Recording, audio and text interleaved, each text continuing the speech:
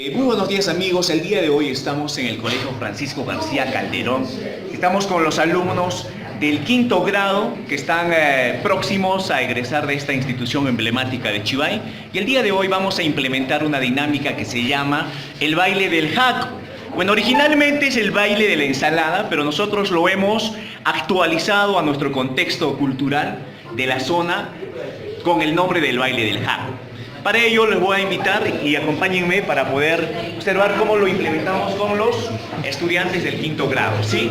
Entonces, lo primero que tenemos que hacer todos es lo siguiente. Miren, ya está.